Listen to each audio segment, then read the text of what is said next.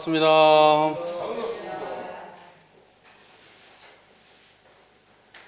날씨 많이 더워졌습니다. 그죠? 출입하실 때 문 좀 잘 좀 닫아주기를 부탁드릴게요.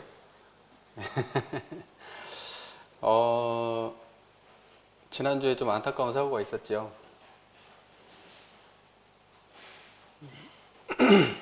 9분 돌아가시고 8분 중상 입으셨어요.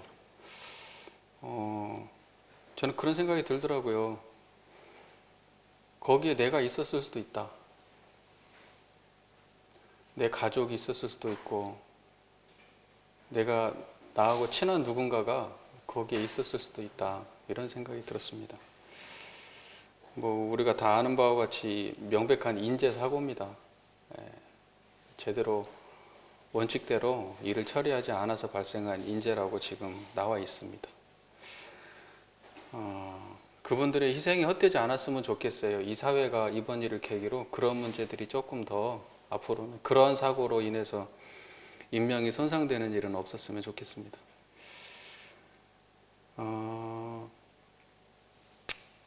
그렇고요. 우리 교도님 중에 아는 분이 계시거나 그러지 않으시죠? 제가 사실은 그날 목포에 있는 목포 카톨릭 대학교라는 데가 있어요. 조그만한 대학교인데 거기에 원불교를 소개해달라고 그래서 오전 2시간, 오후 2시간 그렇게 해가지고 강의 갔다가 이제 저랑 함께 가신 교수님이 여기 조대 교수님이신데 그분이 이제 저쪽에서 이제 진입하잖아요. 외곽 도로 타고 진입하는데 차가 안 들어가요. 근데 이제 딸한테 전화가 걸려오더니 사고가 났다고 막 그러더니 두 번째 또 딸한테 전화가 오더니 또 막 사고 났다고 그러더니 부인한테 또 전화가 와가지고 사고 어디냐고. 저 그래서 알았어요. 그러고 나서 들어와가지고 뉴스 보니까 큰 사고가 났더라고요. 남 일이 아니에요. 사실은 누구라도 그 자리에 있을 수 있어요. 그래서 이 세상이 이런 일들이 줄여가는 것이 앞으로 물질문명 시대에 이제 이런 일들이 계속 발생할 겁니다. 이제 뭐 자율주행 차가 나온다고 그러는데 사고 안 나겠어요? 나겠죠. 사람이 뭐라도 사고는 나는 거지만, 그래서 이럴 때일수록 참 그 원칙을 잘 지키고 막 빨리빨리 하거나 성과를 빨리 내거나 막 돈을 아끼려고 한다거나 이래가지고 문제가 되는 일은 없어야 되지 않겠나. 이런 생각이 좀 들었습니다. 우리 교도님들은 좀 어떠세요? 저하고 비슷한 생각 드셨죠? 이 얘기는 그만하고요. 오늘 저희가 함께 오늘부터 공부할 내용은 최초보보입니다. 최초보보인데 84쪽이죠. 최초보보를 오늘 한번 읽고 일단 시작해 볼까요? 최초보보를 한번 읽어볼게요. 수신의 요법, 제가의 요법, 강자역자 진화성 요법, 지도인에서 준비할 요법 해가지고 4개인데요. 같이 읽어보겠습니다. 제13장 최초보보 1. 수신의 요법 1. 시대를 따라 학업에 종사하여 모든 학문을 준비할 것이요 2. 정신을 수양하여 분수 지키는 데 안정을 얻을 것이며 희로애락의 경우를 당하여도 정의를 잃지 아니할 것이요 3. 일과 이치를 연구하여 허위와 사실을 분석하며 시비와 이해를 바르게 판단할 것이요 4. 응용할 때 취사하는 주의심을 놓지 아니하고 지행을 같이 할 것이니라. 2. 제가의 요법 1. 실업과 의식주를 완전히 하고 매일 수입 지출을 대조하여 근검저축하기를 주장할 것이요 2. 호주는 견문과 학업을 잊어버리지 아니하며 자녀의 교육을 잊어버리지 아니하며 상봉하솔의 책임을 잊어버리지 아니할 것이요 3. 각권이 서로 화목하며 의견 교환하기를 주장할 것이요 4. 내면의 심리 밝혀주는 도덕의 사후가 있으며 외면으로 규칙 밝혀주는 정치에 복종하여야 할 것이요 5. 과거와 현재의 모든 가정이 어떠한 희망과 어떠한 방법으로 안락한 가정이 되었으며 실패한 가정이 되었는가 참조하기를 주의할 것이니라. 3. 강자 약자의 진화상 요법. 1. 강약의 대지를 들어 말하면 무슨 일을 물론하고 이기는 것은 강이요 지는 것은 약이라. 강자는 약자로 인하여 강의 목적을 달하고 약자는 강자로 인하여 강을 얻는 거로 서로 의지하고 서로 바탕하여 친불친이 있나니라. 2. 강자는 약자에게 강을 베풀 때 자리이타법을 써서 약자를 강자로 진화시키는 것이 영원한 강자가 되는 길이요 약자는 강자를 선도자로 삼고 어떠한 천신만고가 있다 하여도 약자의 자리에서 강자의 자리에 이르기까지 진보하여 가는 것이 다시 없는 강자가 되는 길이니라. 강자가 강자 노릇을 할 때에 어찌하면 이 강이 영원한 강이 되고 어찌하면 이 강이 변하여 약이 되는 것인지 생각 없이 다만 자리 타해에만 그치고 보면 아무리 강자라도 약자가 되고 마는 것이요 약자는 강자 전에 어떠하면 약자가 변하여 강자가 되고 어찌하면 강자가 변하여 약자가 되는 것인지 생각 없이 다만 강자를 대항하기로만 하고 약자가 강자로 진화되는 이치를 찾지 못한다면 또한 영원한 약자가 되고 말 것이니라. 4. 지도인으로서 준비할 요법. 1. 지도받는 사람 이상의 지식을 가질 것이요 2. 지도받는 사람에게 신용을 잃지 말 것이요 3. 지도받는 사람에게 사리를 취하지 말 것이요 4. 일을 당할 때마다 지행을 대조할 것이니라. 이제 이걸 통칭해서 최초법어라고 합니다. 말 그대로 최초법어니까 어떻겠어요? 최초에 설하신 법문이다 이런 뜻이잖아요. 최초에 언제 이걸 설하셨냐? 그러면 대종사님 대각하시고요. 원기 원년에 설하신 걸로 그렇게 되어 있습니다. 원기 원년. 그러니까 대종사님 대각하시고 제자들 이렇게 모으셨잖아요. 제자들 모으시기 전에 또 어땠어요? 그 각 교서들 저기 뭐죠? 각종 불교 경전, 유교 경전, 도교 경전, 기독교 경전 이렇게 해가지고 싹 몰아서 좀 보시잖아요. 그리고 난 다음에 대종사께서 이제 시국에 대해서 관찰하시고 지금의 상황에 대해서도 관찰을 하시고 그 다음에 앞으로 어떻게 해야지 이 세상이 좋아질 것인가 라고 하는 대종사님의 초기의 그 감상들입니다. 감상들. 이제 이런 것들이 이시제각으로 보면 이시제각 아세요? 이시제각? 가보신 분도 계시고 안 가보신 분도 계시고 도보술래 하신 분들은 다녀오셨겠네요. 그 이시제각이 그 이시제각 바로 밑에가 누굽니까? 팔산 김광선 선지님 그 대기 그 앞에 있잖아요. 그리고 바로 조금만 올라가면 제각 터가 있어요. 지금 그 대나무밭이어가지고 알아볼 수가 없는데 그 건너편에 제각은 지금 새로 지은 거고 이렇게 돼 있습니다. 그래서 거기에서 최초 법어를 설했다. 이제 이렇게 우리가 보통 알고 있습니다. 재미있는 게 그러면 그때 당시에 최초 법어를 설하실 때 대종사께서 그 최초 법어를 설하실 때 옆에서 누가 이거 그러면 1번 추신의 요법 1, 2, 3, 4 제가의 요법, 강제학자 진화성 요법 받아 적어라잉? 이렇게 하신 게 아니에요. 그렇게 하신 게 아니에요. 이 법문이 최초로 기록이 언제 됐냐면 원기 22년에 돼요. 그러니까 최초 법어라고 하면은 최초에 누군가가 기록해가지고 법문으로 남긴 게 아니에요. 이 법문이.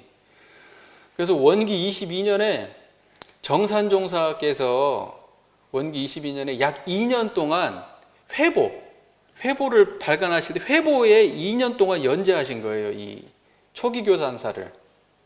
그때의 기록이 있는 겁니다. 그래서 그걸 보고 이제 뭐라고 되어 있냐면은 불법연구의 창건사인데 그걸 무슨 불법연구의 창건사라고 하는데 이게 한우란 한이치에잖아요. 이 정산종사님 어록 지금 대종경에 실리지 않은 어록들 여기 실려 있는 책인데 여기에 보면은 불법연구의 창건사가 있고 7장 부위에 이 최초 법어가 실려 있어요. 그러니까 이때 실린 게 최초예요. 그러니까 22년 후에 실린 거죠. 그때 말씀을 하셨지만 정리가 되신 거예요. 근데 여기 이렇게 돼 있어요. 제7장 대종사 현 사회를 보신 첫 감상, 이렇게 돼 있어요. 대종사 현 사회를 보신 첫 감상. 대종사께서 안으로 모든 교법을 참고하신 후, 그 말이 이제 다른 교법들 다 갖다 보시고 난 이후에 다시 밖으로 현 사회를 관찰하사 시국에 대한 감상을 발표하시니 그 원문은 아래와 같다. 그러면서 수신호법, 제가요법, 강자상, 진화성호법, 지도인도 준비할 요법 이렇게 가지고 딱 나갔던 거예요. 이제 이게 여기에 이제 실린 게 처음에 실린 거예요. 그러니까 그러면 어떻게 된 거냐? 정산종사는 원기 3년에 오셨고 이걸 정산종사가 들은 본문이 아니겠죠. 이걸 설했을 때. 근데 문제는 뭐냐면 정산종사 오시기 전에 이제 그 8인 선진들한테 이 이야기를 하셨을 거 아닙니까? 그러니까 이 이야기가 계속해서 사람들한테 이렇게 전해오고, 그때 당시 대종사께서 이런 말씀을 하셨다. 우리 제자들 모아놓고 이시제각에서 이런 법문을 하셨다. 그리고 당신도 이런 얘기를 들었을 거고, 대종사님도 그때 하고 안 하신 게 아니라 그 이후에도 이제 수시로 이런 말씀을 하셨겠죠. 그러니까 정산종사가 그걸 잘 듣고 있다가 이제 그 원불교 12년사를 정리하면서, 원년부터 12년까지 12년사를 정리하면서 이걸 이렇게 이제 기술을 한 거예요. 그래갖고 대종사께서 딱 보시고 요거 그 최초법으로 이렇게 하면 좋겠습니까? 그러니까 괜찮다 그래가지고 이렇게 된 겁니다. 최초법어가 무슨 말인지 이해되시죠? 그 상황이 이해가 되시죠? 옆에서 한번 받아 적은 게 아니에요. 자, 그래가지고 지금 여기 나와 있는 이제 그 정산종사의 12년 그 사가 지금 우리 교사에 실려 있는 거예요. 우리 교사에 그 12년, 앞에 12년, 지금 50년 사가 실려 있거든요. 저희 교사에. 근데 앞에 12년은 이 불법연구의 창건사에 기반해서 실려 있는 겁니다. 하여튼 그래요. 그래서 대충 이런 상황이에요. 이런 상황이에요. 그 최초법어라는 게 그런 겁니다. 그래서요, 이 최초법어에 실린 이 최초법어가 교사에 어떻게 기록이 되어 있는가, 이거 지금 이 현 교사 이때하고 이게 달라요. 약간 내용이 이때 처음 이게 기록됐을 때하고 이 교사로 정리돼서 실었을 때 조금 달라요. 제가 그걸 좀 한번 알려드리고 싶어서, 왜냐하면 여기 정리가 좀 잘 돼 있거든요. 이걸 알아볼 때 대종사 안으로 모든 교법을 참고하신 후 다시 밖으로 시국을 살펴보시어 정신도덕의 부활이 무엇보다 시급함을 느끼시고 물질이 개벽되니 정신을 개벽하자는 표를 제창하시니 이것이 곧 개교표어이다. 그 다음에 대종사 다시 시국에 대한 감상과 그에 따른 새 세상 건설의 대책. 자, 시국에 대한 감상과 새 세상 건설의 대책. 앞으로 새 세상을 어떻게 해야 될지 지금 이걸 생각하신 거예요. 지금을 진단하고 이걸 바꿔야 새 세상이 이렇게 될 건데 이렇게 생각하신 거예요. 대책을 최초로 법어로 발표하시니 곧 수신의 요법, 제가의 요법, 강자, 약자, 진화상 요법, 지도인으로서 준비할 요법이다. 이렇게 되어 있습니다. 그 뒤에는 제가 굳이 말씀 안 드릴게요. 그걸 이제 요약해 놓은 말씀이거든요. 그러니까 뭐냐면은 결국은 최초 법어는 대종사께 당신이 깨닫고 난 이후에 이 시국을 살펴보시고 미래에 이것을 바꿔서 이렇게 했으면 좋겠다라고 말씀하신 것들을 정리해서 모아놓은 게 최초법어인 겁니다. 예. 자, 그래서 우리는 이제 어떠한 입장에서 이걸 읽어야 되냐면 대종사님의 그때 당시에 시국을 관찰하셨던 입장에서 한번 이 최초법어를 봤으면 좋겠어요. 오늘은 수신의 요법을 좀 말씀을 드리려고 합니다. 수신의 요법. 자, 대종사께서는 우리 개교의 동기에, 정정 개교의 동기에 이렇게 마지막 결론을 말씀하시죠. 파란고의 일치생령을 광대무량한 낙원으로 인도하려 함이 개교의 동기라고 말씀하셨어요. 그렇죠? 그러니까는 뭐냐면 대종사께서는 이 물질 문명의 시대에, 물질 문명이 이렇게 융창하는 시대에 모든 중생이 고해에 살지 않고 광대무량한 낙원에서 살기 위해서 이 교법을 피신 거예요. 근데 이 처음 마음이 어디 있었냐면 이 처음의 모습이 어디에서 보여지냐면 최초법어에도 보여지는 거예요. 그 말 이해되시죠? 그걸 그렇게 판단하신 그 입장에서 이 최초법을 읽으면 그러면 조금 잘 읽어질 것 같아요. 수신의 요법을 보면 수신이라는 건 뭐겠어요? 자기 몸 닦는 거잖아요. 수신이라는 건 닦을 숫자 몸신자니까 수신. 수신하는 데 있어서는 이렇게 하는 것이 수신은 최고다. 해가지고 네 가지로 정리를 딱 해주세요. 대종사께서 대각을 하시고 세상을 바라보니까 수신을 제대로 하는 사람이 있었어요, 없었어요? 수신을 제대로 할 줄 아는 사람이 없는 거예요. 이렇게 수신이 안 돼가지고 이 사람들이 무슨 일을 할 수 있겠나 생각을 하셨겠죠. 굉장히 부족한 그런 삶이죠. 그때 당시만 해도. 배움도 부족하고 생각도 판단하는 것도 부족하고 마음 쓰는 것도 그렇고 다 부족한 사람들이 세상을 살아가고 있어요. 그러니 세상이 파란 거야 아니겠어요? 이런 사람들을 광대무량한 낙원으로 인도하기 위해서는 수신을 바르게 해야 되겠다. 일단은 이 개개인들이 다 각자가 수신을 바르게 해야 되겠다. 그래서 네 가지를 딱 말씀을 하세요. 첫 번째, 시대를 따라 학업에 종사하여 모든 학문을 준비할 것이요. 시대를 따라 학업에 종사하여 모든 학문을 준비할 것이요. 이 말씀은 뭐냐면요, 물질 개벽 시대에 물질의 노예가 되지 않기 위해서는 시대를 따라서 계속 변화하고 발전해가는 이 물질 문명을 수용하라는 의미예요. 이 말이. 대종사님께서는 배움에 대한 이야기를 많이 하세요. 보통 이 불가 예에서는 배우는 거 아르마리 그러면 막 하찮게 취급하거든요. 뭐 배우고 뭐 직진심 견성성불이지 뭐 대가리 속에 뭐 그 지식 가진 거 이런 거 뭐 다 필요 없어 막 이렇게 얘기하거든요. 대종사님은 전혀 아니에요. 공부해야 돼, 공부해야 돼. 많이 알아야 돼. 계속 공부해라 이렇게 말씀하세요. 이게 대종사님의 기본 입장이에요. 그러니까는 보세요. 이 물적 문명을 적극적으로 수용하는 태도를 갖지 못하면요, 다시 말해서 새로운 지식들, 계속 새로 나오는 지식들을 적극적으로 배우는 태도를 갖지 못한다면요, 우리는 이 물질 문명 시대에 자유로울 수 없어요. 그 공감하세요?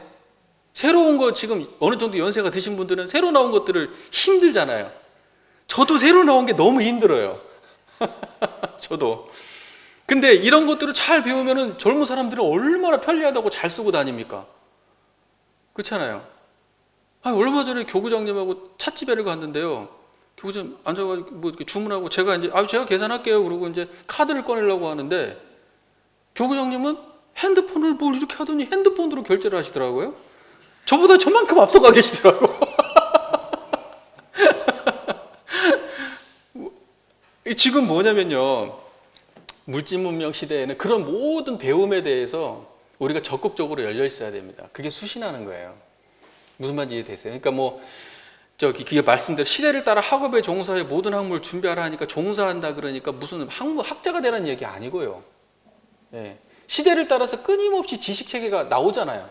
배울 것들이 많이 나오잖아요. 그러면 항상 새로운 것들에 대해서 마음을 열고 그걸 배우라 이 말이지, 앉아가지고 무슨 철학책을 뒤지고 있어라 이런 말 아니에요. 무슨 역사책을 뒤지고 있어라 이런 말 아닙니다. 계속 그 시대의 변화를 민감하게 잘 공부하고 받아들여라 이런 의미예요. 이해가 되시죠? 예, 막 앉아갖고 도서관 가서 공부하라 이런 말 아니에요. 자, 그러면요, 물질의 노예라는 것은 또 한편으로는 이것도 있어요. 물질 문명을 이렇게 적극적으로 추구하면서 물질 문명에 예속되는 경우 많이 보지 않으세요? 물질 문명만 주구장창 쫓아가요. 그래갖고 거기 아니면 안 되는 사람들이 또 있어요. 이것도 물질 문명의 노예가 되는 거예요. 그거 이해되시죠?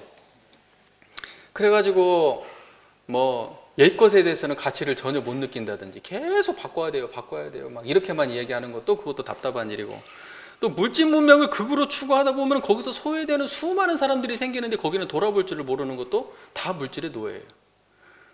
그러면 이제 저처럼 물질 문명에 뒤처진 인간 있잖아요. 저의 물질 문명에 뒤처졌는데 세상 사람들은 다 편해가는데 저처럼 물질 문명에 뒤처지면 어때요? 다른 사람 다 편한데 저는 불편해요. 이것도 결국 물질의 노예예요. 그러니까는 뭐냐면 거기만 맹목적으로 추종해도 물질의 노예가 되고요. 그런다고 해서 거기를 갖다가 일방적으로 거부해도 물질의 노예가 됩니다.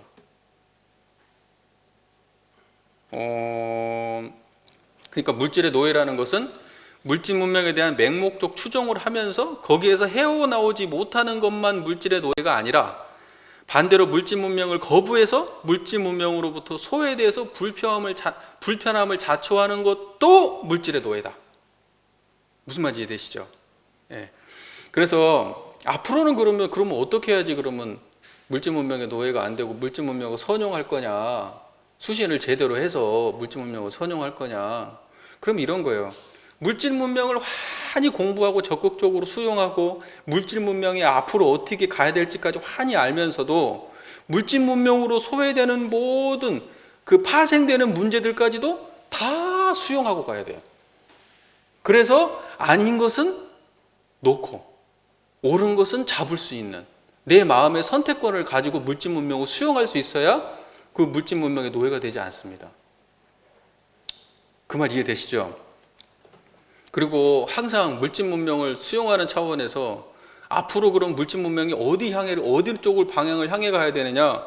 일체 생명이 전부 다 공생하는 방향으로 가야 돼요. 물질 문명이 특정한 사람만 잘 먹고 잘 사는 방향으로 물질 문명이 흘러가면 안 돼요. 물질 문명은 반드시 모든 사람들이 다 상생으로 잘 먹고 잘 사는 시대로 가야 되는 겁니다. 그래서 앞으로 미래 시대에 그러면 수신을 제대로 한 인재가 어떤 인재냐? 당연히 현 시대를 바르게 알고 여기는 것도 당연히 물질 문명에 대한 공부도 열심히 하고 해야 되는 거지만 그 가치는 항상 어디 있어야 되냐? 모두가 함께 잘 사는 곳, 모두가 함께 잘 사는 곳으로 그 가치가 열려 있는 그런 인재가 앞으로 수신을 제대로 한 인재입니다. 어떻게 생각하십니까? 그럴 것 같은가요? 맞아요. 근데 진짜 물질 문명의 노예들은 특징이 뭐냐면 이기적이에요. 이기적입니다. 앞으로 이기적인 인재는 대동사께서 말씀하시는 제대로 된 수신한 인간이 될 수 없고 미래 시대의 그 온전한 인재가 될 수 없어요. 이기적인 사람은 안 됩니다. 대종사께서 보시기에 어땠을까요? 당시의 시국을 보셨을 때 얼마나 그 민중들이 힘든 삶을 살았어요. 그렇잖아요. 일제시대고. 일제 식민지를 우리가 이 조선이 일제 식민지를 받게 된 가장 큰 문제가 어디 있었냐 그러면 대동사가 보시기에는 물질 문명을 쫓아가지 못해서 그렇게 된 거예요. 일본이 물질 문명이 우리보다 훨씬 앞서 있었던 거예요. 그래서 물질 문명에 우리가 지배를 받아버렸어요.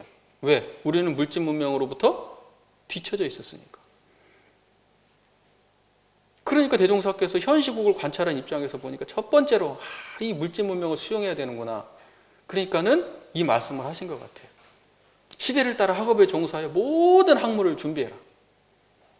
뒤처지지 말고. 그 심정이 이해가 좀 되시나요? 그 심정이. 자, 다들 아시는 바와 같이요. 우리나라가 어땠습니까? 일제시대를 거쳐서요. 거의 완전히 그냥 다 빨려버렸죠. 완전히 그냥 일제시대 때 수탈을 당하고 그 다음에 한국전쟁이 또 일어나가지고 난리가 나고 폐허가 되고 그 이후에는 동족이 또 갈려가지고 이렇게 그냥 분단 국가가 돼버렸어요. 그런데 우리나라는 또 기적같이 일어났어요. 기적같이 일어났어요. 한강의 기적이라고 얘기하시잖아요. 그 전문가들은 뭐라고 얘기하면 이렇게 얘기합니다. 지식자원의 힘이라고 얘기해요. 지식자원. 그 다시 말해서 뭐냐면 한국 사람들의 높은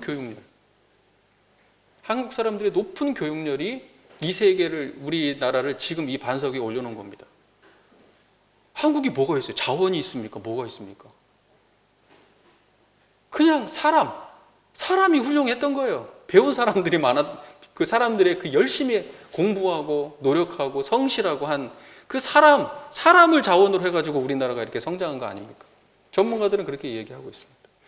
여러분들도 동감하시지 않나요? 네. 그게 뭐겠어요? 시대를 따라 열심히 뒤처진 물질 문명을 그 짧은 기간 안에 어마어마한 속도로 우리나라 사람들이 그 공부 열기로 그걸 쫓아간 거 아닙니까? 그러니까 지금 우리나라가 물질 문명에 있어서는 세계 손가락에 드는 그런 나라가 금세 돼버렸잖아요. 자, 그래서요, 우리가 생각해 보면은 우리나라뿐만이 아니고 전 세계가 과거에요, 우리가 먹고 자고 입는 이 문제가요, 이렇게 풍족했던 시대는 없었어요. 이렇게 풍족했던 시대는 그냥 불과 얼마 전이에요. 1세기도 안 됩니다. 그 전까지는요, 인류가 살아온 수많은 세기 동안에 모두가 먹는 게 걱정이었던 시대예요. 이게 앞으로의 인재는 어떤 인재냐? 앞으로의 물질 문명 시대의 인재는 뭐냐면 성장도 중요하지만 나눔을 아는 인재가 필요해요. 경쟁도 중요하지만 함께하면 아는 인재가 필요하고, 앞으로의 인재는. 그게 이제 그래야 이 낙원 세계가 가는 거예요. 이 세계가 낙원 세계로 가는 겁니다. 이기적으로 그냥 지식만 많이 아는 사람들이 넘치는 시대는요, 삭막한 시대가 돼요. 지금은 못 먹고 못 입어서가 아니에요. 한쪽에서는 물질 문명의 혜택을 보고 있지만 한쪽에서는 물질 문명의 혜택을 보지 못하고 굶어 죽고 있는 사람들이 세상에는 널려 있습니다. 왜 이게 나눠지지 않을까요? 왜 이게 공정하게 저 사람들한테 가지를 않을까요? 우리의 이기심 때문 아니겠어요? 우리의 이기심 때문이 아니겠어요? 대종사께서 지금 와서 보신다고 그러면 또 다른 위기를 보셨을 것 같아요. 야, 물질 문명이 정말 이렇게 한쪽에 편중되어 있고 이렇게 편만하게 이 세계의 물질 문명이 편만하게 적용되는 게 아니라 특정한 나라에 집중되어 있는, 또 특정한 사람들에게 집중되어 있는 이러한 시대가 이게 지금 또 하나의 파란 고해다, 이렇게 진단하실 것 같아요. 지식 가치는 이제 물론 중요하지만 그것만으로는 부족하다. 그 내면이 도덕성이 차 있는 지식인이어야 된다. 앞으로 인재는. 과거에는요, 산업화의 인재가 필요했던 겁니다. 지식 정보와 인재가 필요했던 거예요. 앞으로는요, 이걸 갖춘 도덕성 인재가 필요합니다. 도덕적 인재가. 공감되시나요? 네, 그랬으면 좋겠어요. 제가 생각하기에 풍요의 시대에 그림자가 없는 세상을 만드는, 이 풍요의 시대에 그림자가 없는 세상을 만드는 인류애를 가진 그러한 마음이 넓은 그런 인재, 아픈 곳을, 소외된 곳을 다 챙길 수 있는 그런 인재, 그런 수신의 태도를 가진 사람이 이 세상에 필요하다. 그래야 이 세상이 광대무량한 낙원이 된다. 이런 생각을 해봅니다. 대종사께서 전망하시기에 모든 인류가 시대를 따라서 학업에 종사한 일은 단지 개인이 잘 먹고 잘 사는 그런 문제를 넘어서서 모든 인류가 광대무량한 낙원으로 인도되기 하기 위해서 반드시 필요한 덕목이다라고 판단하셨기 때문에 첫 번째로 시대를 따라 학업에 종사하여 모든 학문을 준비할 것이요. 이 말씀을 넣어주신 것 같아요. 넣어주신 것 같아요. 자, 그 다음에 두 번째 볼까요? 정신을 수양하여 분수 지키는데 안정을 얻을 것이며 희로애락의 경우를 당하여도 정의를 잃지 아니할 것이요. 제가요법 2조는요, 한마디로 말해서 정신 수양하라는 거잖아요. 이 보면요, 수신의요법 첫 번째는 학업을 이 학업을 갖다가 준비하라는 거고, 두 번째, 세 번째, 네 번째는 정신수양 사리연구 작업지사예요. 그러니까 사막 공부하라는 얘기가 되어 있습니다. 수시는 사막 공부하는 거다, 이거죠. 두 번째 조가 정신수양에 관련된 말씀입니다. 대종사께서 대각을 하시고 당시의 시국을 살펴보시니까 사람들이 분수 지키는데 안정을 얻지 못하고 고해 중에 살아가고 계셨어요. 고해 중에 살아가고 있었어요. 그걸 보셨어요. 분수 지키는데 안정을 얻으라고 하니까 우리가 이렇게 이해할 수가 있어요. 딱 듣기에, 야, 오르지 못하려면 쳐다보지도 말고 네 분수를 알아, 이렇게 해석하시면 된다, 안 된다? 그런 말 아니에요. 노력하지 말라는 말도 아니고 자기 신분에 가만히 안주해가지고 그거 받아들이고 그냥 그렇게 살라는 말 아니에요. 무슨 말인지 되셔요? 이게 정신수양에서 하신 말씀이기 때문에 그걸 본의를 잘 알아들어야지, 그걸 그렇게 우리 관습적으로 그렇게 그것도 비꼬는 형식으로 이해하시면 잘못 이해하는 겁니다. 자, 보세요. 자, 여기서 분수 지키는데 안정을 얻으라고 하시는 이 말씀은 다분히 어느 차원에서 하신 말씀이냐면 수양의 차원에서 하신 말씀이에요. 수양의 차원, 정신 수양의 차원에서 하신 말씀입니다. 이 말씀이에요. 가난하면 가난한 대로 문제없는 온전한 정신을 드러내라, 이 말이에요. 가난하면 가난한 대로 온전해라. 이 온전한 정신을 드러내라. 못 배우면 못 배운 대로 온전한 정신을 드러내라. 일이 잘 안 되면 안 되는 대로 이 온전한 정신을 드러내라. 인간관계가 안 좋으면 안 좋은 대로 이 온전한 정신을 드러내라. 그게 분수 지키는데 안정을 얻는 거예요. 분수라는 게 뭡니까? 내 상황이에요. 내 상황. 내 상황이 분수예요. 근데 거기에 우리가 안정을 얻어요? 안정을 못 얻어요? 지금의 상황에서. 거기가 너무 괴롭잖아요. 지금의 상황이. 너무 고통스럽잖아요. 대종사께서 대각을 하고 주변을 돌아보니까 전부 다 못 사는 건 분명한데 그 못 사는 가운데서 헤어나오질 못하고 있는 거예요. 못 배운 게 분명한데 그 못 배운 가운데서 헤어나지 못하고 있는 거예요. 거기서 헤어나오려면 어떻게 해야 된다는 거예요? 이 온전한 자리를 먼저 드러내야 된다는 거예요. 이 온전한 자리를. 정신을 수용해서 분수지키 안정을 얻어야 된다는 거예요. 자, 보세요. 당시의 민중의 삶이라고 하는 것은요, 이루 헤아릴 수 없는 고통의 바다였습니다. 대종사께서 파란고해라고 말씀을 하시잖아요. 너무나도 이 사실은 자명한 거예요. 그때 너무 모든 사람들이 힘든 시대입니다. 정신을 수양하여 분수지키는데 안정을 얻으라는 말씀은 이러한 민중들에게 지금의 삶에 그냥 만족하고 살아라, 그냥 여기서 만족하지 뭐 더 이상 바라지 마라, 이런 말씀을 하신 게 아니에요. 그랬으면 첫 번째 얘기는 왜 했겠어요? 첫 번째 조목 얘기는 왜 했겠어요? 대종사님 본문에는 그런 말씀이 없어요. 전부 다 뒤져봐도 그런 말씀을 안 하세요. 자, 보세요. 한 마음을 돌이키면 그 모든 고통이, 고요한 온전한 정식을 한 마음을 돌이키면 그 모든 고통이 그 온전한 정신으로 인해서 일소된다, 이 말이에요. 한 마음을 돌이키면 자기 상황을 다 그 힘든 것을 그대로 두고 그 상황이 바뀌어서가 아니라 그 상황이 고스란히 힘든 상황이 다 있는데도 내가 그 안에서도 고요함을 찾을 수 있다, 이 말이에요. 그게 분수 지키는데 안정 얻는 거예요. 자, 보세요. 대종사님의 삶을 놓고 한번 우리가 판단해 보죠.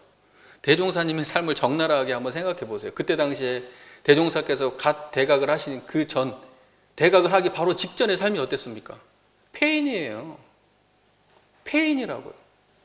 모든 동네 사람들이 걱정하는 사람이에요. 저 사람 저러다 어떻게 되겠다, 저러다 미치겠다, 아니면 죽겠다. 대종사께서 대각을 하고 나서 자기를 걱정했던 사람들을 걱정하고 계세요, 지금. 이런 상황이에요, 지금. 그러니까 뭐냐면 힘들고 괴롭고 정말 그러기로 따지면요, 거기에서 대종사만큼 비참한 삶은 없어요. 대종사께서 초기에 이런 법문을 하실 때도 당신의 삶이 뭐 갑자기 나아졌어요? 대각하고 난 다음에? 갑자기 먹을 것이 하늘에 뚝 떨어졌습니까? 갑자기 막 모든 게 다 좋아졌어요? 아니에요. 모든 삶은 다 그대로 있어요. 당신의 앞에 답답하고 안 풀리고 한 모든 삶이 그대로 놓여 있어요. 근데 당신은 깨닫고 나니까 어땠어요? 있는 그대로 문제가 없었던 거예요. 있는 그대로 문제가 없었던 거예요. 그러니까는 당신이 깨닫고 나서 주변 이 현재 시국을 돌아보니까 이 힘든 고통의 바다에 있는 모든 사람들이 정신 수양을 온전하게 한다고 하면 이 상황이 문제가 아니라 이 상황을 그대로 두고도 마음의 평정함을 얻을 수 있기 때문에 이 말씀을 하신 거예요. 첫 번째로. 그 말씀 이해가 되세요? 한 말씀도 한 생각이 딱 돌아가면요, 지옥에서 천국을 왔다 갔다 하는 겁니다. 모든 사람들이 다 그래요. 한 생각이 지옥에서 천국을 왔다 갔다 해요. 상황이 바뀌어서가 아니라. 그렇잖아요. 갑자기 남편이 바뀌었어요? 남편이 안 바뀌어도 내 마음이 바뀌면 남편이 달리 보입니다.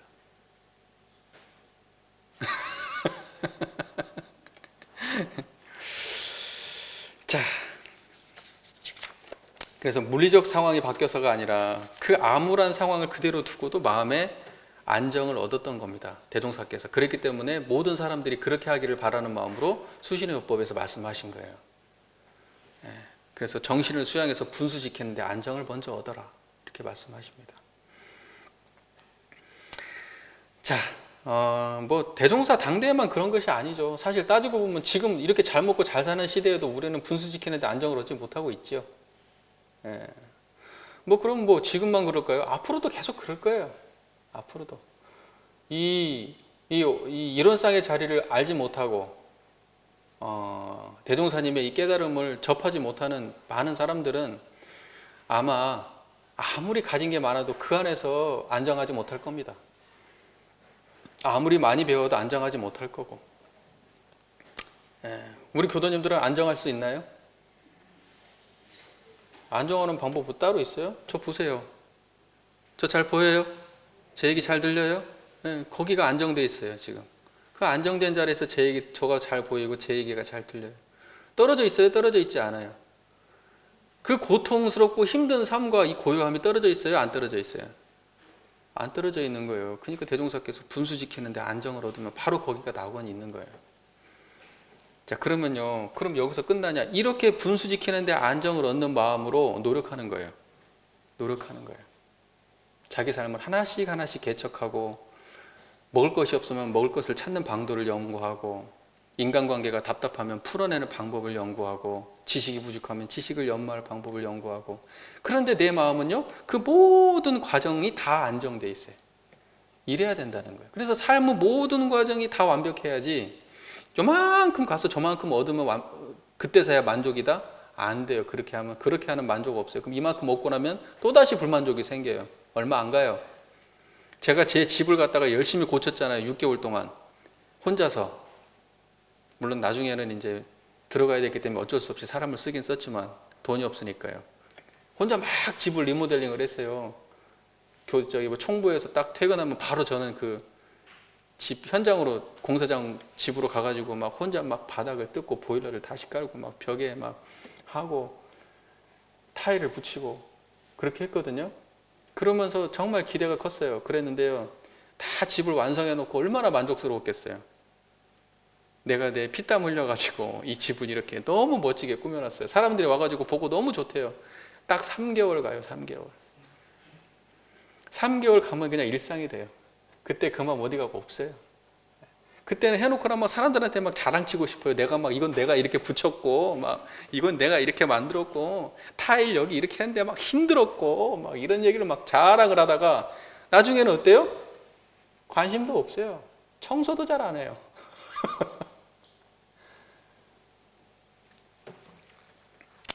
그러니까요, 뭘 하면은 거기에 완벽한 결론이 행복이 있겠다? 없어요.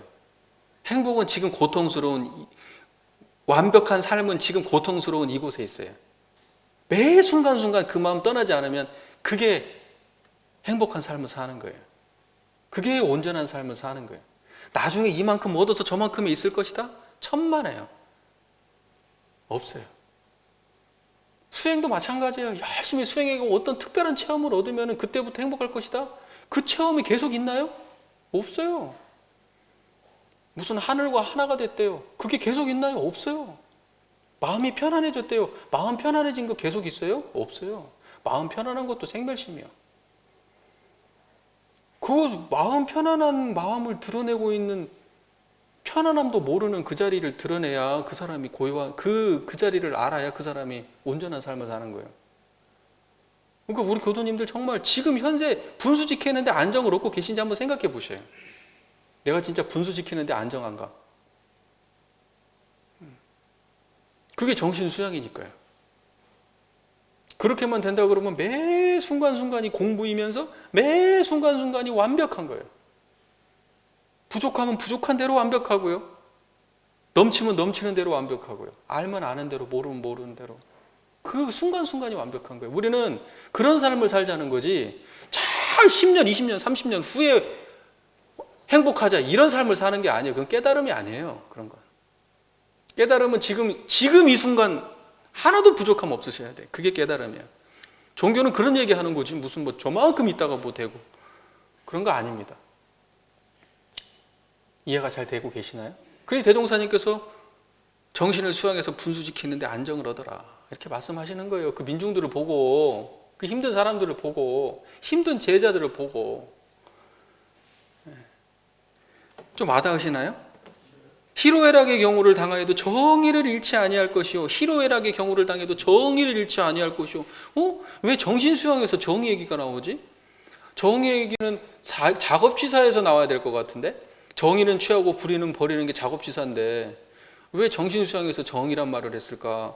정의라고 하는 것이 뭐냐고 정산종사한테 제자가 물으니까 정산종사님이 뭐라고 되냐면, 정의라고 하는 것은 일심이 동하면 정이고 잡념이 동하면 불이다, 이렇게 말씀하셔요. 그럼 일심이 뭔데? 일심이 청정한 이거 일심이라고 그래요. 그 청정한 이 자리를 보고. 그러니까 정신 수양할 때 분별성과 주착심이 없는 그 마음자리, 그걸 보고 일심이라고 얘기하고 그걸 보고 정이라고 말하는 거예요. 수양에서 정이다 그러면 그것이 뭐냐? 이 분별성과 주착심이 없는 이 마음, 이걸 정이라고 말씀하시는 거예요. 똑같은 말이에요. 똑같은 말. 이해가 잘 되시죠? 그러니까 희로애락의 상황이 다 펼쳐져 있는데 뭘 떠나면 안 돼요? 정의를 떠나면 안 돼. 희로애락에 끌려다니면 정이 떠난 거예요. 그죠? 희로애락에 끌려서 그냥 일희일비하고 살면은 그건 정의가 아니고 뭐예요? 불이요, 불이. 여기서 말씀하시는 잡념이겠지. 여기서는 정신수양이니까 잡념이요, 잡념. 그건. 그런데 희로애락의 경우를 당해서 내 마음이 항상 청정해. 온전함을 떠나지 않아. 거기에 끌려다니질 않아. 희로애락 있는 가운데 웃을 때도 안 떠나고 슬플 때도 안 떠나고 기쁠 때도 안 떠나고 안 떠나, 이 자리를. 이게 정이에요. 이게 정입니다. 이해가 잘 되세요? 그러니까 여기에서의 정의는 뭐냐? 정신, 온전한 정신, 그 자리를 챙기는 걸 정의라고 말씀하시는 거니까, 여기 뭐 어떠한 개념이 하나가 나오면 그 개념에 붙잡혀갖고 이건 사리 연구 있어야 되는데 이러면은요, 법문 해석 못 해요. 개념을 넘어가야 되지. 제가 우리 교도님께 항상 말씀드리거든요.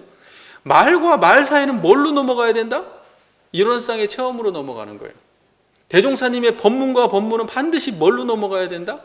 이론상의 체험으로 넘어가야지. 말의 개념을 풀어갖고 못 넘어가요. 이해가 잘 되시죠? 그러니까 이 체험, 지금 제 얘기 환히 알아듣고 있는 그 자리, 그거 정이라고요. 그게 정이라고요. 그게 분수 지키는데 안정을 얻고 있는 자리라고요. 그 자리가 희로애락의 경우를 당하여도 정의를 지키는 자리라고요. 그 자리가. 이 청정한 이 자리 챙기면. 이해가 잘 되세요? 예. 그렇게 하라는 거예요. 그래서 대종사께서 대각을 이루고 세상을 보시니 세상에 수많은 사람들이 온전한 정신을 놓치고 생멸경계의 노예가 돼서 살아가는 모습을 대종사께서 보셨겠죠. 생멸경계의 노예가 돼서 살아가는 모습을. 이 모든 일체생명을 광대무량한 낙원으로 인도하기 위해서 대종사는 정신을 수양하여 분수지키는 데 안정을 얻을 것이며 희로애락의 경우를 당하여도 정의를 잃지 말라, 이렇게 말씀하신 겁니다. 두 번째 조항 잘 정리가 되셨어요? 예. 세 번째로 한번 볼까요? 일과 이치를 연구하여 허위와 사실을 분석하며 시비와 이해를 바르게 판단할 것이요. 이건 제가의 요법 3조, 수신의 요법 3조. 이것은 뭐냐면 사리 연구를 해야 된다, 이 말이죠. 그죠? 요 3조는 무슨 얘기라고요? 대종사께서 대각을 하시고 당시의 시국을 살펴보니까 많은 사람들이 허위와 사실을 분간을 해요, 못해요? 분간을 못하고 살아가고 있었던 거예요. 허위와 사실을 분간을 못해. 어떤 것이 진짜고 어떤 것이 거짓인지를 몰라요. 인과를 모른단 말이죠. 인과적 관계를 모른다는 거예요. 요즘도 미신이 굉장히 많죠. 요즘 미신 굉장히 많잖아요. 요즘도 힘든 시기만 되면 막 점집이 어마어마하게, 이 점치는 산업이 어마어마해요. 조 단위입니다. 조 단위. 예, 막 몇 조예요. 몇 조 단위예요. 이 산업이 장난 아닙니다. 자, 근데 당대에는 이 미신이 어땠을 것 같아요? 팽배하던 시절이에요. 미신이 팽배하던 시절입니다. 지금도 이런데 뭐 그때는 오지겠겠어요. 그때는.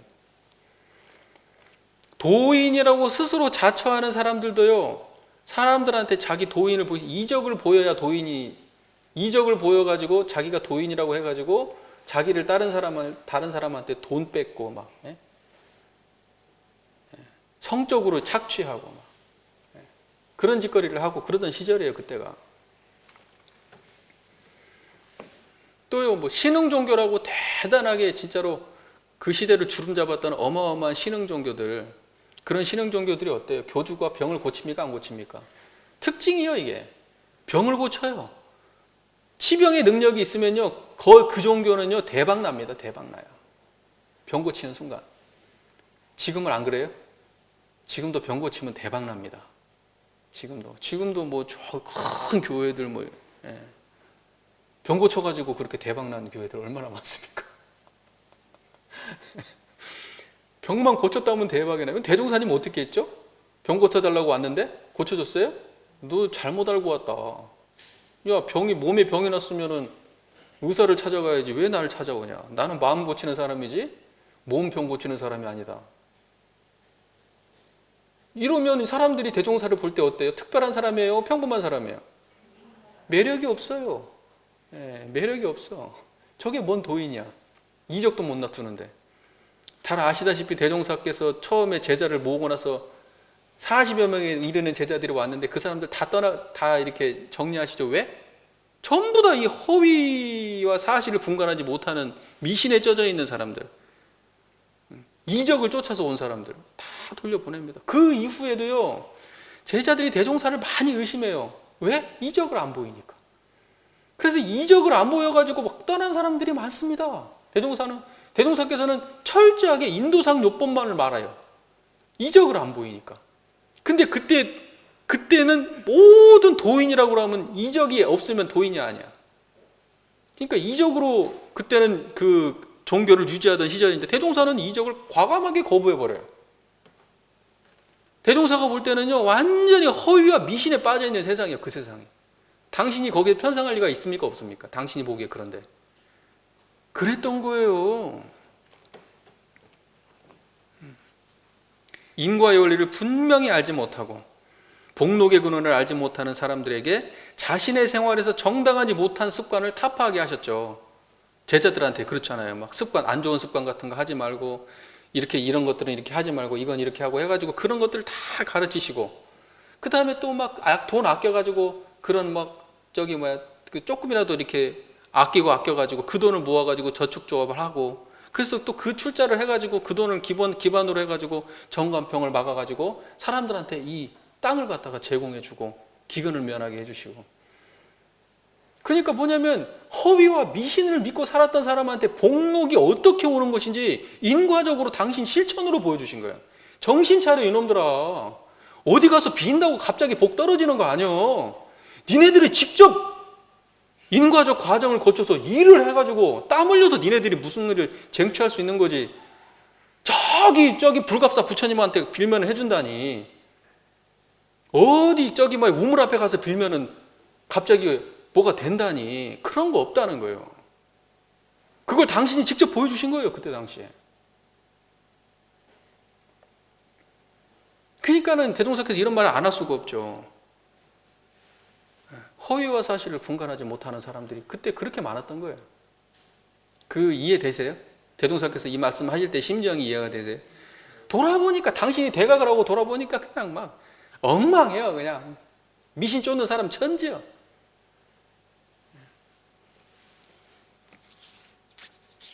그때 당시에 대종사를 보고 제자들이 어땠겠어요? 이제 허위와 사실을 분간해갔어요? 못하겠어요? 허위와 사실을 조금씩 분간해가면서 알았던 거예요.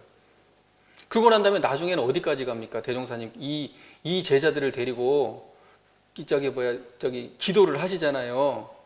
구인 기도를 하시잖아요. 그러고 난 다음에 어디까지 가시냐면은 일체 생명을 위해서 희생하는 데까지 인양반들을 끌고 가요. 그러니까 정신적 수준을 아주 높여놨어요. 그렇게까지 만들었단 말이에요.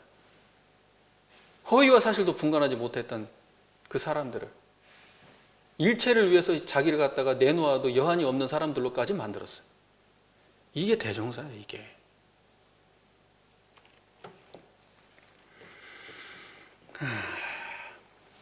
그리고 또 한번 생각해 볼 게 이런 게 있어요. 당대 일체치하를 한번 생각해 보면요, 일체치하에서 12해를 민감하게 판단해서 산다는 게 얼마나 힘든 일입니까? 12해를 민감하게 판단한다는 게. 생각해 보세요. 옳다고 생각하는 일을 갖다가 과감하게 주장해서 해버리면은 자기가 죽는 것은 고사하고 가족들부터 시작해가지고 주변 사람들이 모두 다 헤아릴 수 없는 고초를 받게 돼. 옳다고 생각하는 일을 했는데도. 시대가 그런 시대니까. 그러면은 어때요? 나 혼자 잘 먹고 잘 살자고 일을 처리하게 되면은요, 매국노가 돼요. 매국노가 돼. 대종사께서는 그 교단을 유지하면서 그 모든 사람들이 다치지 않기 위해서 신흥 종교를 그렇게 박해하고 탄압하는 상황에서 그 사람들 한 사람이라도 다치지 않게 하기 위해서 얼마나 전전긍긍하셨겠어요. 그게 또 그래도 뛰쳐나가는 사람들 때문에 고초를 엄청 많이 겪으셨어요. 그런다고 해서 일제에 적극적으로 합력할 수도 없고. 무슨 말인지 이해가 되시잖아요, 그 말이. 그러니까 그 안에서 정말로 12회라고 하는 문제가 지금 우리가 생각하는 12회가 아니에요. 그때의 12회의 판단의 문제는 사활이 걸린 거예요. 조직이 있고 존재할 존폐의 문제가 달린 거고, 우리가 삶을 제대로 살아갈 수 없냐 있냐의 문제가 달려 있는 거예요. 그러니까 무게감이 달라요. 대종사께서 말씀하시는 12회의 문제는 우리가 생각하는 거하고 다른 거예요. 그 무게감이라는 것 자체가. 그렇게 엄중한 시대에서 하신 말씀이에요, 이게. 엄중한 시대에서. 대종사께서 당시의 시국을 살펴보시고 미래를 광대무량한 낙원으로 인도하기 위해서는 모든 사람들이 일과 이치를 연구해서 허위와 사실을 분석하며 시비와 이해를 바르게 판단하는 문제가 아주 중요한 역량임을 깊이 느끼셨기 때문에 이 말씀을 하신 겁니다. 꼭 수신이 필요하다. 이렇게. 그 다음에 네 번째, 응용할 때 취사하는 주의심을 놓지 아니하고 지행을 같이 할 것이니라. 이 수신의 요법 4조는요, 작업 취사를 해야 된다. 우리가 결국은 대종사께서 당시의 시국을 관찰해 보시니까 수많은 사람들이 육군을 작용할 때 주의심이 없이 살아가요. 주의심이 없어. 주의심은요, 우리 보면은 조심하고, 예전에 조심이라는 말을 제가 한번 소개시켜 드린 적이 있잖아요. 주의심하고 조심은 비슷한 말이에요. 주의심, 조심. 근데 이제 경전상에서는 주의심이라는 말이 훨씬 많죠. 한 2배 정도 이상은 많은 것 같아요. 그러나 조심이라는 말도 상당히 많이 쓰이는 말입니다. 근데 본질적으로 주의심과 조심이 다른 말이 아니에요. 의미가 같은 말입니다. 그러니까 경전상에 조심 나오면 그것도 주의심의 입장에서 읽어야 됩니다. 그냥 평범하게 읽으시면 안 되고 본문으로 받아들여야 돼요. 그때 조심은. 자, 그리고 또 이 본문을 보다 문득 그런 생각이 들었어요. 이게 주의심이, 이게 취사할 때, 작업 취사할 때, 작업 취사 공부 중에 우리 상시일기 주의 조행할 때 주의심이 주의가 되고 조심이 조행이 됐나? 이런 생각도 문득 들었는데, 꼭 그렇게 비슷한 건 아닌 것 같고, 하여튼 그 연관성이 있어 보여서 주의심이 주의가 되고 조심이 조행이 됐나? 한번 연마해 보세요.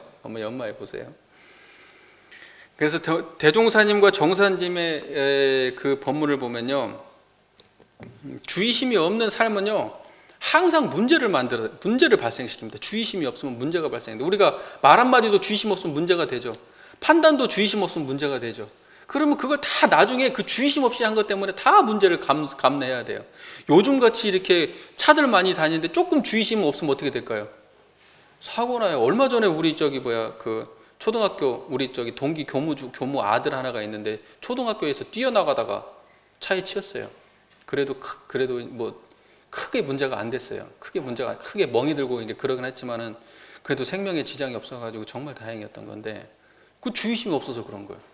주의심 없으면 사람이 죽을 수도 있어요. 저쪽에서 저 건물이 무너질 때 저 사람들이 주의심이 없어서 저렇게 된 거예요.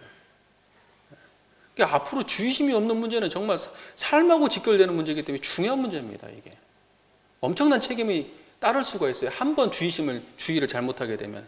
그러니까 그런 관점에서 볼 때 대종사께서의 주의심이 우리가 생각하는 것처럼 가벼운 문제가 아니었던 거예요. 당시의 시국을 살펴놓고 보면 말 한마디 잘못하면은, 말 한마디 조심하지 못하면 난리가 나는 거죠. 난리가. 그런 시대를 살았어요.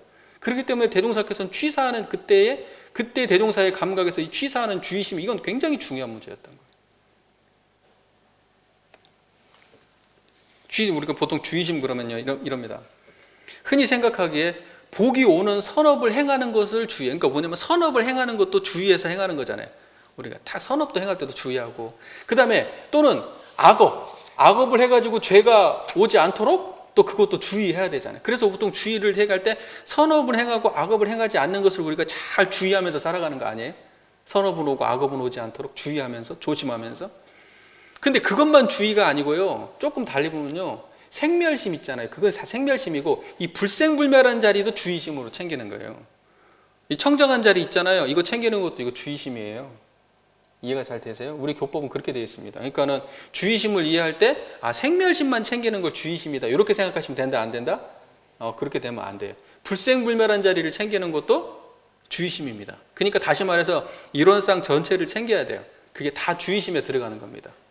챙기지 아니하고 어떻게 우리가 마음을 공부할 수 있냐 이런 말씀을 하세요. 챙기지 아니하고 우리가 어떻게 선업을 지을 수 있고, 챙기지 아니하고 우리가 어떻게 악업으로부터 자유로울 수가 있겠어요. 챙기지 아니하고 어떻게 공부할 수가 있겠어요.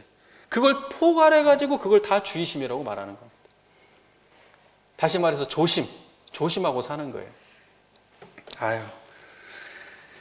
자, 이제 좀 마무리를 짓겠습니다. 수신의 요법은요, 아까 수신의 요법은 그 교사에 이렇게 정의되어 있습니다. 시대를 따라 학문을 준비하고 수양 연구 취사를 놓지 아니하여야 새 세상의 새 사람이 된다는 것이요. 이렇게 되어 있습니다. 네. 우리 모든 교도님들께서 새 세상의 새 사람이 되기 위해서 이렇게 가야 되고요. 젊은 사람이 있으면 반드시 이렇게 갔으면 더 좋겠고요. 예, 우리 교도님들도 지금 앞으로 새 세상이 계속 있어요. 이 세상만 생각하시고 사시는 거 아니죠? 다음 세상까지 계속 있습니다. 앞으로 우리 교도님들은 영원히 새 세상을 사실 거예요. 지금 몸만 조금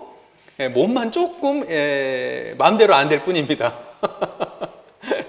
항상 우리 교도님께서 열려있는 새 세상을 사신다는 걸 좀 생각했으면 좋겠습니다. 그리고 대종사님의 당대의 사막의 문제가 지금 우리가 생각하는 것보다 훨씬 비중이 있었다. 대종사께서 말씀하실 때 그때의 사막을 말씀하실 때 그때 문제는 지금 우리가 생각하는 것보다 훨씬 더 엄중하고 중요하고 비중 있는 문제였다는 걸 우리가 자각해야 된다. 이 말씀을 마지막으로 꼭 드리고 싶습니다. 경청해 주셔서 감사합니다.